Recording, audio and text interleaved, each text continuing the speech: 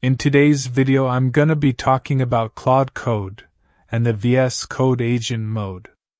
I've been checking them out, and they each have their own strengths depending on how you work. The terminal-based agent is the powerhouse. It runs Anthropic's top models, and it's really good for those long refactoring sessions, complex Git workflows, or when you need really detailed explanations of what's happening in your code. The VS Code Agent mode is a lot more approachable.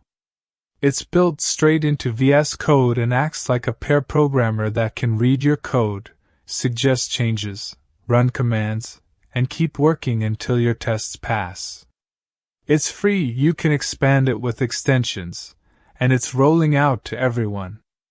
The downside is it's not as advanced as the full terminal agent, and you need to do a little setup at first, but overall it's much easier to just jump in and use.